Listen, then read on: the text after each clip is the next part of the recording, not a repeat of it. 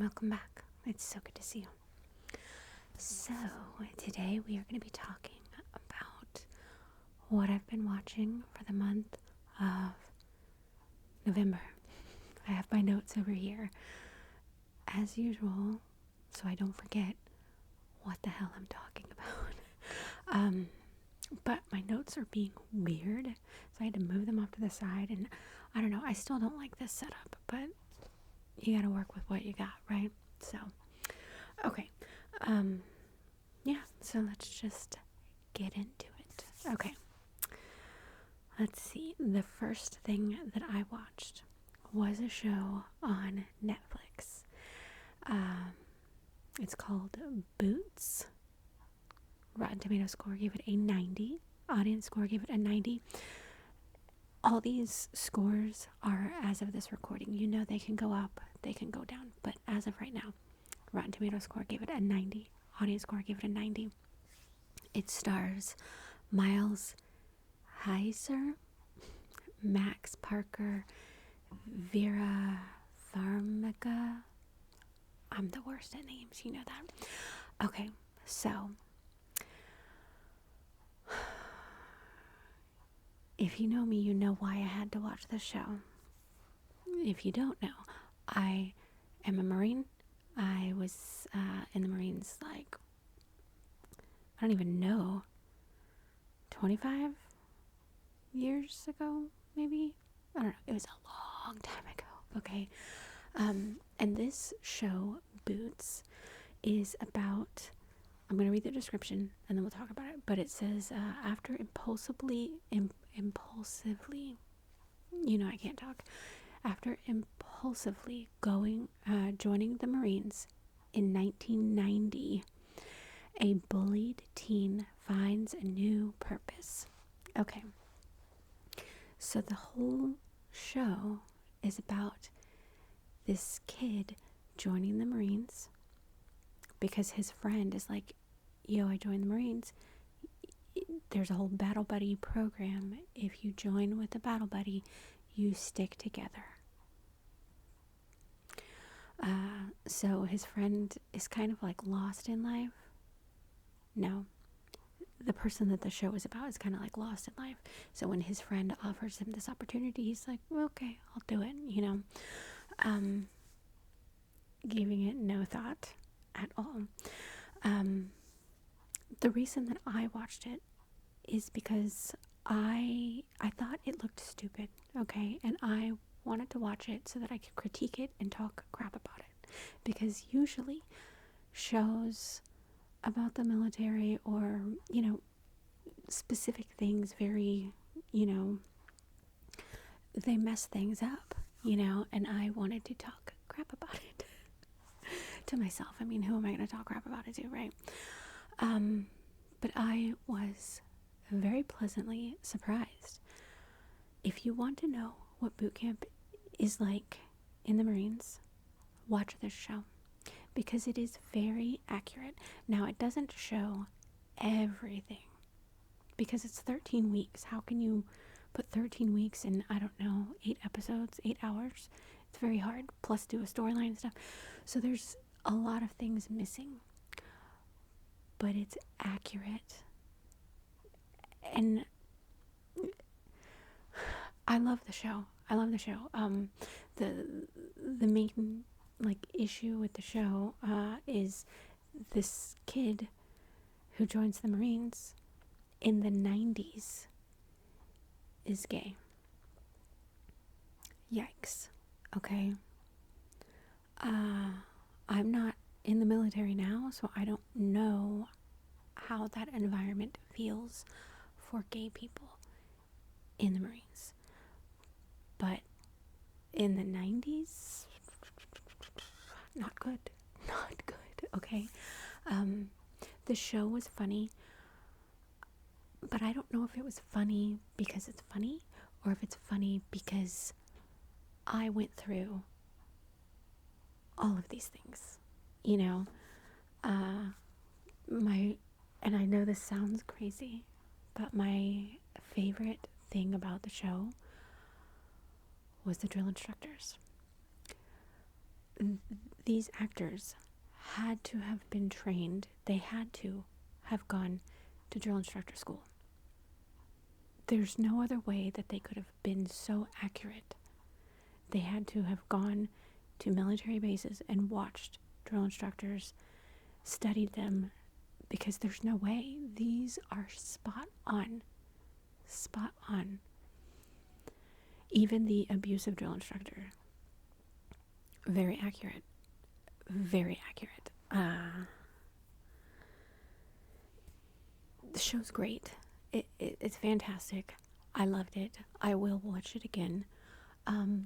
It's supposed to be a limited series, but where it left off was like, did you leave this open for a season 2?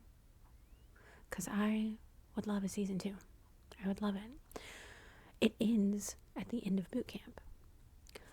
But if you are in the Marines, I don't know how other services go, but it doesn't just end at boot camp. You have to go through combat training. So, like, will they show combat training? Because that is a completely different world. And I would like to see that. Because you never see things like that, you know? But anyway, I loved it. It was good for me to watch. It was funny. It was very emotional for me to watch. Because it was like, it was too accurate. And as much as boot camp sucks and you want to die at every second, rewatching it was like very nostalgic for me, and hard, you know. But still, even if you're not in the military, I think it's a good show because it's funny. But again, I don't know if it's actually funny or if it was just my experience. I don't know. I recommend it though, especially if you are thinking about joining the military. Watch this, but know that what you're seeing, it feels 100 times worse, and it is 100 times worse. This is very surface level, so just know that. All right, moving on. The next thing that I watched was recommended to me by my ASMR friend, No Frills ASMR, Linda. Yes, I loved it. It's a show called Feel Good. It's on Netflix. Rotten Tomato score gave it a 100%. Audience score gave it 89%. It stars Mae Martin, which is the reason it was recommended to me, because last month I had talked about, can't remember the show. It's like Tall Pines or something like that. But I fell in love with Mae Martin. They're like one of my most favorite people now, and I'm like, I need more Mae Martin. And so Linda told me about this show, and I'm like, yes. And I binged it immediately. But anyway, so it stars Mae Martin, Charlotte Ritchie, which she's one of the nurses on called The Midwife. Completely different role for her. It's interesting. If you hear my stomach, sorry. I can feel it's like growling. And it also stars Lisa Kudrow. I love her. Okay. So this is a show about a recovering addict, which is Mae. It's about a recovering addict who is also a comic, and she's trying to control her addictive urges while also navigating life. She meets someone, or they meet someone, and they fall in love. But the person that they meet has never been lesbian. So I guess the person they meet, she's discovering lesbianism or something. I don't know. But she's closeted. So May is with this other person, Charlotte Ritchie, and it has to be secret, and she's, I don't know, it's a funny show, but it's also very dark. It has some dark themes, but at the same time it's funny. I don't know, I freaking loved it. There's 2 seasons on Netflix, and it is done, but I'm like, I don't want it to be done. I want more. I feel like the ending was kind of rushed, and I didn't like that, and I just feel like it could have just kept going and going. But it is loosely, I say this, it says it's loosely based off of Mae Martin's life, but I watched Mae Martin's comedy special on Netflix. It's called Sap. I recommend that. Go watch it. Also, the fact that it's named Sap, you don't understand what it means until the very end, and then you're like, Sap. I love it. But in the comedy special, she talks about her life. She's a very open, honest person, and I love that. She does not hide anything, okay? But she makes it funny, but you find out about her life in the comedy special, and it's like, the show Feel Good, I don't know how much of that is fictionalized, and it's like, because it says it's loosely based, but it's like, after watching the comedy special, it's like, what part, you know what I mean? Yeah, really, really good show. I recommend it, and it's over, so you can binge the whole series. I love that. Okay, the next thing that I watched is a limited series on Peacock, and it is called All Her Fault. Rotten Tomatoes score gave it a 79%. Audience score gave it a 73%. And I'm like, what the hell? No, it deserves way higher than that. Obviously, I recommend it. It's great. But it stars Sarah Snook, Dakota Fanning. I love Dakota Fanning so much. And it also stars Jake Lacey. Jake Lacey cannot be in anything. I'm sorry. He will forever, to me, be Plop. If you know what I'm talking about, Plop is the character from The Office. They also called him New Jim. I think he was in the last season, maybe the last 2, but I think it was just the last. No, it couldn't have been just the last. This last couple seasons, I don't know. But it doesn't matter what he's in now, which he's in a lot of great things. This guy is such a good actor. But I can never take him seriously because, shut up, Plop. Anyway, so great actors, right? What is this about? Okay, so this is a limited series, and it's kind of like a mystery. It's a dark mystery, and it's every parent's worst nightmare, and it starts right off in the first 20 freaking seconds of this show. Okay, so this woman, Sarah Snook, she gets off work, and she let her kid, who's in kindergarten, 5 years old, have a play date with one of the other kids from his class, and she knows the mom. They've talked, and they've done school functions and stuff like that together, so she felt safe. So she gets a text from the mom saying, I'm not there, but my nanny's there. Just let her, whatever. This is the address, blah. So she goes to the address to pick up her kid, knocks on the door, and she's like, hey, I don't know the kid's name, let's say Billy. is Billy, I'm here to pick up Billy. And this lady's like, okay, who's Billy? And she's like, very funny, my son, let's go.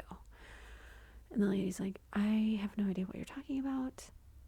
And she's like, what do you mean? I got a text saying to come here, that Nanny was watching them and blah blah blah. And she's like, there's no one here but me and like my cat or something. And she's like, what? She's like, well, what's the address? And so she was like, this is your address, right? Like, what's going on? The kid is missing. She starts calling she called the number back. This number's not in service. What do you mean it's not in service? What do you mean? What? So she calls the classroom mom, and she's like, I don't have the list. I can't find my kid, like whatever. They're supposed to be having a play date together. And she's like, they are, because I'm with one of those kids. And she's like, what the hell? Stuff is weird. The kid's missing. And it's basically about how the kid went missing, where the kid is, because you don't know. You have no idea. And it's just the police investigating, and then the family, because it's Sarah Snook is married to Jake Lacey, which I was like, not about that, because they don't go well. Like, I don't know, they just didn't have any like marriage chemistry going on there. The acting was fantastic, the storyline was good, all that stuff, but I just couldn't see those two together. Like, because at the beginning I thought that they were divorced, and then I was like, wait a minute, they live together? Wait, they're married for real? What? Like, I was so confused. That was very distracting, which shouldn't have been distracting to me, which tells me that they had no chemistry. You know what I mean? I don't know. Anyway, that's just me. The show was actually really, really good. But you find out right at the beginning that they're like, they literally say this. They're like, and they have all these pictures. The police have all these pictures up. And it's the police investigating, and it's like 20 days later, And these cops are just looking at the pictures just like, oh, all these nice people killing each other. And then it just goes to black and then continues on with the stuff that's happening right now. You're like, what the hell? So from the very beginning, you're like, shh. Sorry, I almost started cussing, and I'm just like, I don't like to cuss on the channel, But I'm like, stuff is not going good. Stuff's not going good, because if they go from this happy family, friends, blah, blah, blah, to these people are killing each other, what do you mean? What happens? And you see things unfold, and you're like, dude, this one kid goes missing, and everyone whose life this little kid has touched, their life just collapses, crumbles. And it's like, all these things are said that were never said, and it's like, is anybody in reality actually happy? I don't know. But you think you know where the story's going. It kind of reminds me of like a Frida McFadden book or something. You think you know, but you don't know. You don't know anything. And then when you do know, you're like, what? It's the craziest story ever. And it's just so unpredictable. I had no idea where this is going. Now, this is based off of a book, which I haven't read, thank God. But if you have read it, hopefully it doesn't ruin the story, Anyway, I recommend it. As soon as I finished, I immediately texted my mother-in-law. I was like, you have got to watch this show so that we can talk about it. Because it's so good. Okay, anyway, moving on. The next thing that I watched was a limited series on Netflix, and it is called Death by Lightning. Rotten Tomato score gave it an 88. Audience score gave it a 91. It stars Michael Shannon. Oh my God. I love Michael Shannon. I love him. when I was first introduced to him, I absolutely hated him. He was Van Alden from Boardwalk Empire.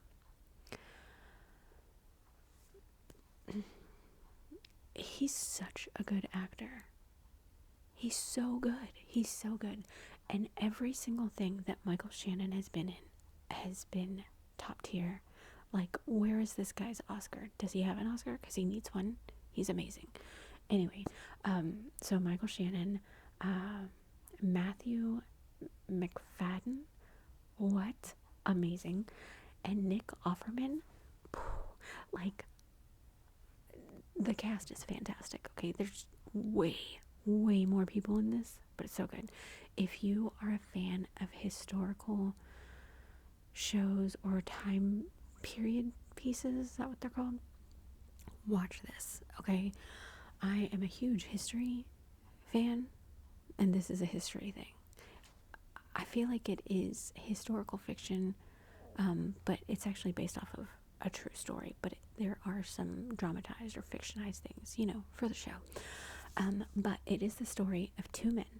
This is literally what it says at the beginning of the movie. It's the story of two men, one being James Garfield, who rose from nothing and became America's 20th president, and the other, Charles Godot, I don't know how you say that name, the man who assassinated him. And I'm like, I had no idea. I am a fan of history, but president history, like, boring to me. Boring. This is not boring. Not boring at all. The only reason that I watched it is because I saw Michael Shannon, and I was like, doesn't matter. Michael Shannon's in it, so even if it was a boring story, it's not going to be boring now. But it's based off of the book.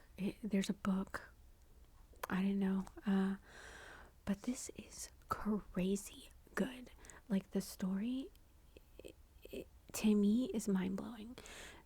Like, it's also very sad. Okay, you see it from two people's point of view. But to me, the mind-blowing thing was James Garfield. Like, why has it taken so long to get something out about his life? Maybe there are other things. I never studied presidents before, and now I'm kind of like, should I start studying presidents? Because, like, this is crazy. And they say that this part was kind of dramatized, but I'm like, no, it wasn't. So, James Garfield, I don't know if he was a senator, or a congressman, or something like that, but they were having, I don't know stuff about government, okay, but, you know how, like, there are two parties? Well, when there's a presidential election, there has to be a nomination. The party has to nominate someone. So, James Garfield went to, I don't know if it was like the floor, I don't know what it was called, but they go to this meeting and they all talk to the other electoral vote people, and they're like basically campaigning for these people, on the floor to the electoral college, and Andrew Garfield went to represent some guy. I don't know who he went to represent because I don't care. But he gave this speech that was so fantastic that when they did their voting, because there has to be a majority vote of whatever, he got one vote, and he's like, that's funny. That's a funny joke. I'm representing this guy. So don't do that again. And they had to do a recount and stuff, and each time they did a recount, he got more and more and more votes, until eventually he got the nomination. And he's like, I don't understand, because he's a farmer. He's just some farmer who, sometimes does government work, and he went to represent one of his friends, and he leaves his farm to go give a speech and represent this guy. And then before he goes home, He is the not the president, but he is the nominee to become president. And I looked it up after, and that actually happened. It actually happened. Can you imagine? And he was like, I'm obviously not going to take this. And they're like, you can't, because he's like, I'm forfeiting my votes, or you have to change. He's like, you can't, the electoral college people, whatever. And then he was just like, because he never thought about being president, but after that happened, he was like, maybe I should do something, speak for the people and stuff like that. And this man becomes president. All these things were stacked against him. He wasn't even trying to be president. He didn't even campaign. He was like, I'm not doing that. I'm not going. People can come to my front door. I'm going back to the farm and we'll do front porch campaigning. They can come and interview me, but I'm not going to go out there and push myself on people, That's real. And then magically, he just is president. What? To me, that was like God's plan, or like a universal thing, because he wasn't even trying. He just woke up one day and was like, well, I'm president now. Like, it literally fell into his lap, okay? That was the mind-blowing part of this. I could go on and on about this, but I know that that's probably boring for people who hate history, but I'm, like, obsessed with history. Anyway, but it's just about this guy Charles who assassinated him, his whole life story. And then the President Garfield, his whole life story.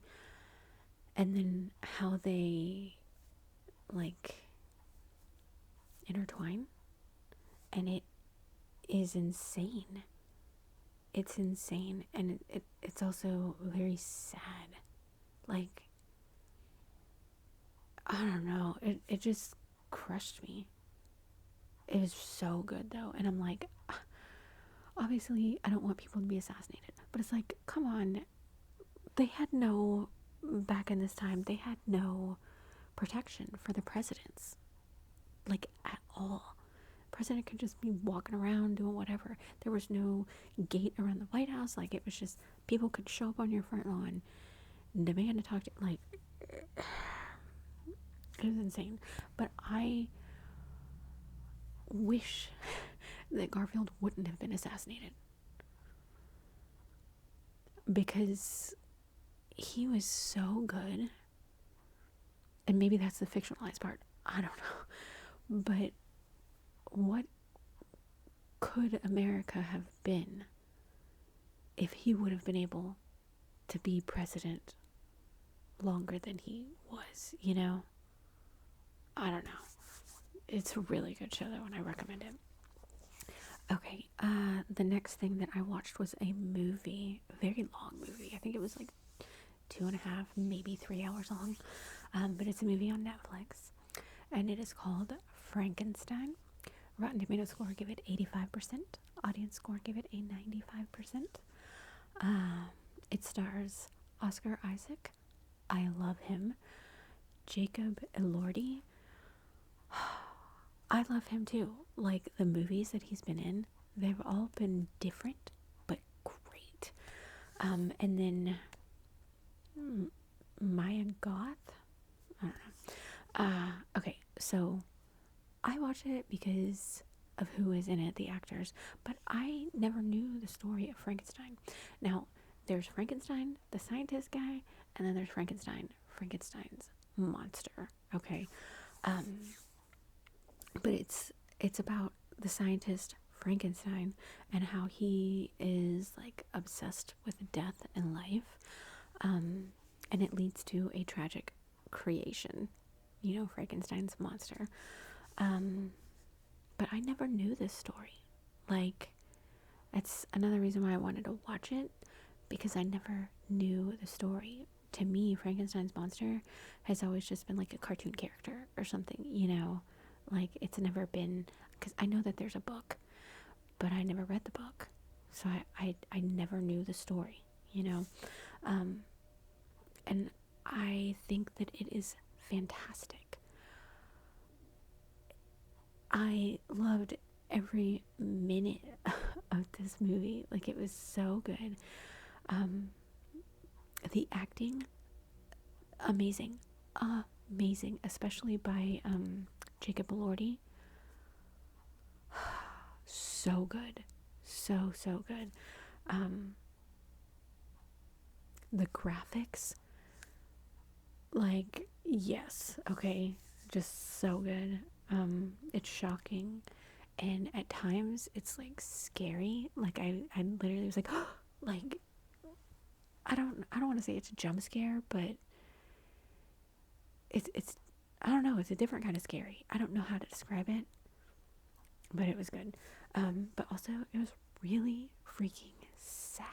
It was a sad story, but it was so good. I 100% would watch it again, and I will watch it again, and I think I'm gonna make my daughter watch it. It's just, I need somebody to experience the movie so that I can talk to them about it, because it's so good. I don't know what I would say though. I'd be like, wasn't it good? It's so good. It's so good. I guess I'm doing that now.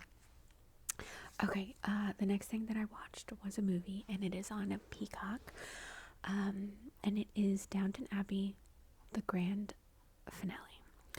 Rotten Tomato score gave it a 91%. Audience score gave it 96. It stars everyone. All the gang is there except for Dame Maggie Smith, obviously. Well, I love Downton Abbey. Okay, I love Downton Abbey.